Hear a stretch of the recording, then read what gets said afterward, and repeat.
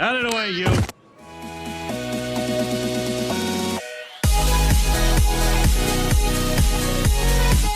Apple seems to be taking a page out of Epic's business model with this move. The big announcement came this past Wednesday when Apple announced their cut of revenue from the App Store would drop from 30% to 15%. Nice. But not everyone will be eligible for this new program. This major change applies to the app developers who make collectively less than $1 million on the App Store.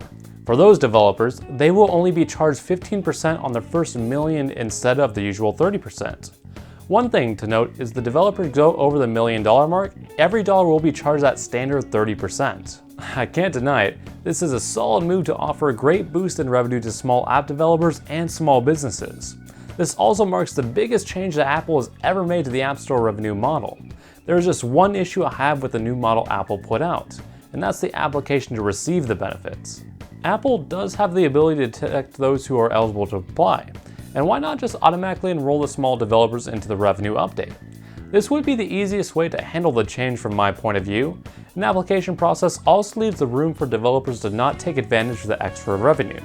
Unlikely, but there's always the chance. Plus, there is a need to either have people review the application or write a program to do so. Either way, there is extra capital that could be used in different areas, like altering the revenue code so it just applies automatically to every eligible developer. Don't let my nitpicking downplay how amazing this update is though. Because it changes Apple's revenue model, allows for the small developers to gain instant access to cash they would have to spend months to years to usually gain. Nice job, Apple. Speaking of revenue, YouTube has elected to make a change that has left the community with mixed feelings. Recently, YouTube has announced that ads would be non-optional for everyone. On top of that, non-partner content creators do not get any share of the profit. There are two ways to look at this change, and I can't really argue with either. On one hand, it's understandable that YouTube is making a move to try to gain more revenue since they have been operating at a loss since Google bought the company. I'm not 100% sure on this, but if I am wrong, feel free to let me know down in the comments below with a source. YouTube does host every video on their platform free of charge for their content creators. Mix that in with some ad blocker cutting a massive chunk out of potential profits, and you can see why they're trying to make up lost ground on revenue. This argument is completely reasonable. There is a lot that YouTube does for creators and the community as a whole, so they should be at least able to break even. On the other hand, YouTube has been pushing ads in quite an aggressive manner for some time now, with double ads becoming the norm, unskippable ads popping up more commonly, and now ads popping up in the middle of videos about every 5 minutes. That last one is just a killjoy. I hate having ads pop up throughout a long video I'm invested in. Hi, Phil Swift here for Flex Paste, the incredible rubberized paste. This argument makes it that it's just another step in a long line of changes in the ad system that will eventually consume the platform. And as a little cherry on top, creators who have ads run on their content and not part of the partner program make no money on this change. Once again, another reasonable argument. Free image hosting sites have been plagued by this issue since their creation, and all of them are hard to use when they're all ads that pop up. It would be a big detriment to everyone if YouTube went down this rabbit hole since they have such a monopoly over the video hosting industry. And why not just compensate people for their content they make? After all, that's what the entire point of the partner program is. What do you think about this situation? Please let me know down in the comments. While on your way there, don't forget to subscribe. It does mean a lot. Now for some juicy leaks. As is pretty much tradition with any release in this day and age, we have some spoilers for the 3060 Ti. This time thanks to videocards.com. Going off the specs listed in the new cards, it's a looker. A small detail about the card that I want to point out is the power usage. The 2080 Super shows it takes 250 watts while the 3060 Ti is only taking about 180 to 200 watts. And that's while the newcomer is either matching or beating the 2080 Super. This demonstrates how well Nvidia's new 8nm designs are in terms of power efficiency, as well as how much of a beast the 3060 Ti's big brothers are. Backtracking a little bit, let's talk about the performance of the 3060 Ti. What? Do you think I wasn't going to gloss over that? According to Nvidia's own tests where the new 3060 Ti is pitted against the 2080 Super, using the 2060 Super as a baseline, the new 3060 Ti beats the 2080 Super in almost every scenario with a healthy margins.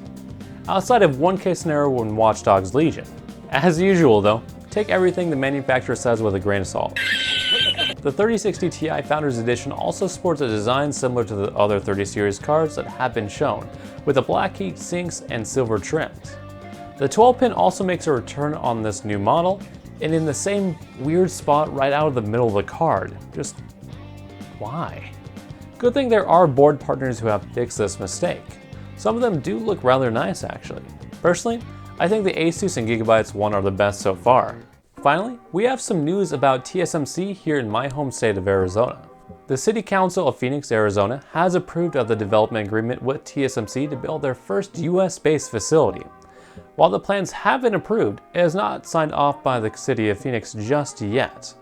I hear you asking now, why haven't they done it yet? The reason is actually pretty straightforward. Final site has not been chosen yet.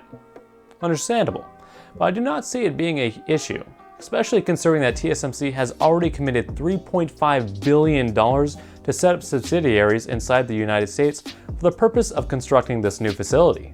TSMC is not the only one putting their money where their mouth is. Phoenix has also agreed to commit $205 million to this project. These funds will be used for the purpose of improving and developing the infrastructure required to meet TSMC's needs and building timeline. Hands down, the largest chunk of development will be the building of new wastewater infrastructure to handle the toxic waters coming from the site. Quite a lot of money is committed to this, but will be spent over a 5-year timeline to complete the facility. What does Phoenix get out of this though? Well, the city officials believe that this new facility will generate 1,900 new jobs and $38 billion in economic output over the course of 20 years. The fabs will reportedly be tooled to output 5nm wafers to keep up with the forecasted demand, but will most likely be retooled over the years to help with 3nm production within the 20-year plan. Some may wonder why here in Phoenix, Arizona. It's actually pretty simple. Nothing happens here, weather-wise that is. No hurricanes, earthquakes, tornadoes, or blizzards. At least in none of this part of the state. Honestly, the worst thing is the heat and dust, but both of those are easily manageable. With Phoenix being very stable weather-wise and plenty of flat land to build on, it makes for the perfect place to build a facility for TSMC's needs. And with that, that's going to do it for this week's tech-related Salt. Make sure to like the video, subscribe for more tech content, and hit that notification bell. Follow us on Twitter at tech_for_thought. And if video games are more your thing, check out our affiliate, cultureofgaming.com, for all of our latest gaming news, reviews, and opinion pieces. See you next time.